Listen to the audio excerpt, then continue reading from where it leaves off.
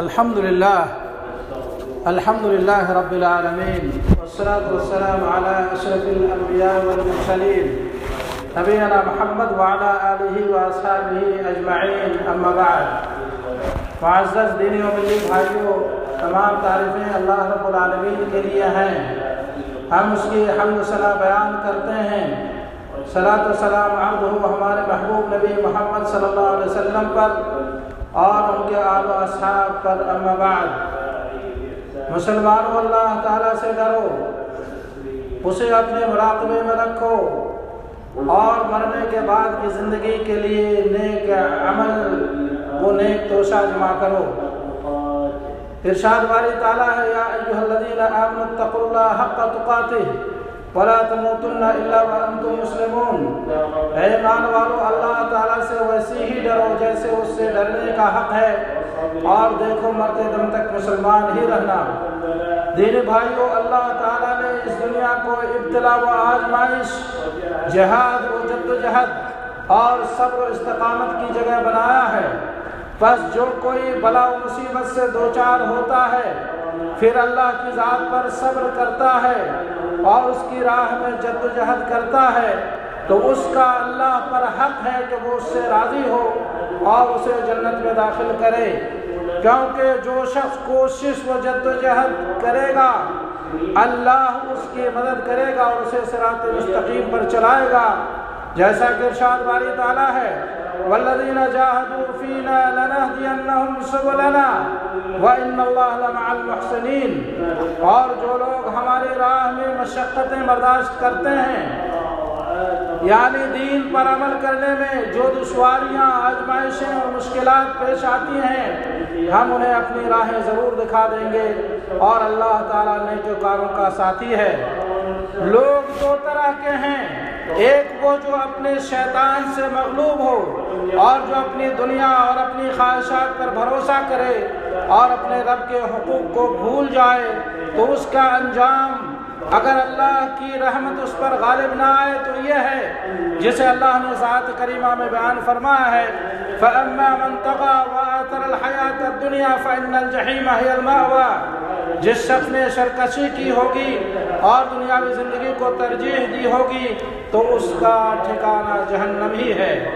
دوسرا وہ شخص جو اللہ کے حقوق کو ادا کرے اور شیطان پر قابو پانے کی کوشش کرتا ہے اور اپنی خواہشات کے آگے نہیں جھکتا ہے، بلکہ ان خواہشات سے لطف اندوز ہوتا ہے جو اللہ نے اس کے لیے حلال کیا ہے، اور اس سے آگے نہیں بڑھتا جسے اللہ نے اس پہ حرام کیا ہے، تو وہ نیک بخت ہے.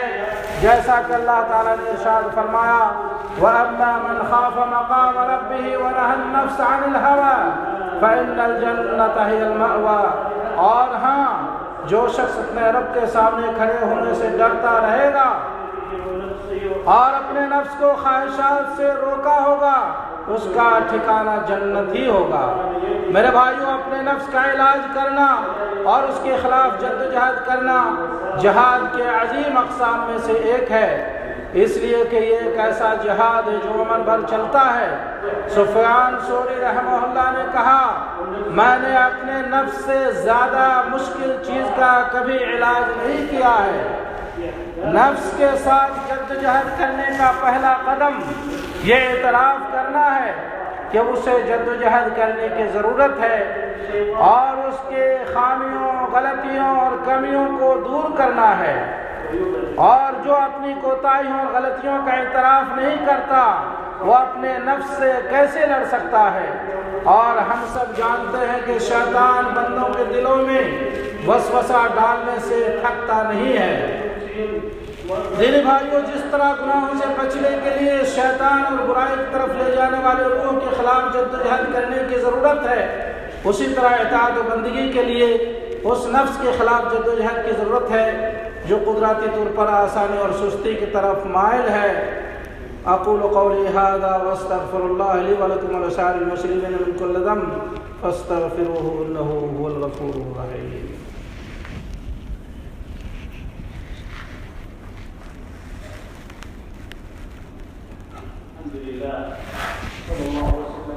الحمد للہ وکفى سلام علی عبادہ وبعد اما بعد معزز دین بھائیوں، جو شخص اللہ کے ساتھ سچا ہے اور جدوجہد کرتا ہے، اللہ اسے خیر و بھلائی کی توفیق عطا فرماتا ہے اور اس پر شیطان کے تسلط و پکڑ کو کمزور کر دیتا ہے، جیسا کہ سورہ حجر آیت نمبر 42 میں ارشاد باری تعالیٰ ہے، ان عبادی لیس لک علیہم سلطان الا من اتبعک من الغاوین، میرے بندوں پر تجھے کوئی غلبہ نہیں لیکن ہاں جو گمراہ لوگ تیری پیروی کریں۔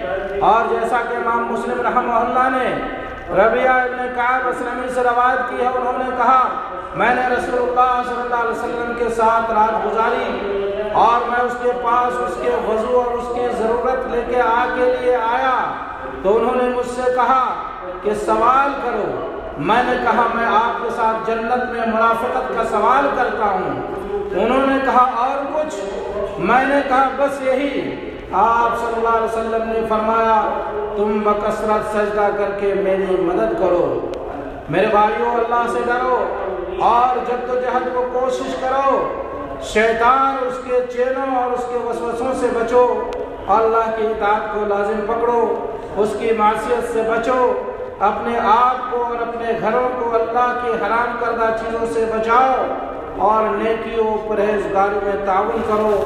اللہ رب العالمین سے دعا گو ہوں اللہ ہمیں اور آپ کو ان تمام باتوں پر عمل کی توفیق عطا فرمائے، آمین یا رب العالمین۔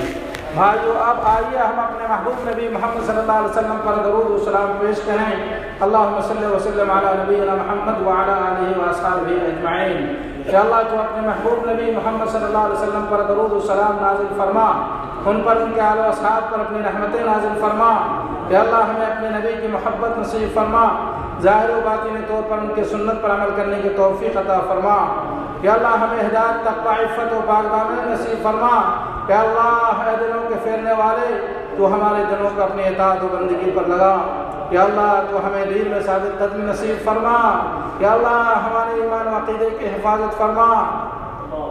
یا اللہ ہمیں قلب سلیم و سچی زبان عطا فرما۔ یا اللہ تو ہمیں اپنا ذکر و شکر اور حسن عبادت کی توفیق عطا فرما۔ یا اللہ اسلام و مسلمانوں کو غلبہ و کامیابی عطا فرما، شرک اور مشرکین کو ذلیل و رسوا فرما، دین کے دشمنوں کو تباہ و برباد فرما، مومنوں کو نصرت و کامیابی عطا فرما۔ یا اللہ ہمیں امن و سکون کی زندگی نصیب فرما۔ یا اللہ ہمارے ولی امر کی اصلاح فرما، تو ہمارے امام خادم حرمین شریفین اور ان کے ولی عہد کو اور تمام مسلم حکمرانوں کو ہر خیر و بھلائی کی توفیق عطا فرما اور انہیں ہر شر سے معمون و محفوظ فرما۔ وصلی اللہ علی نبینا محمد وعلی آلہ واصحابہ اجمعین۔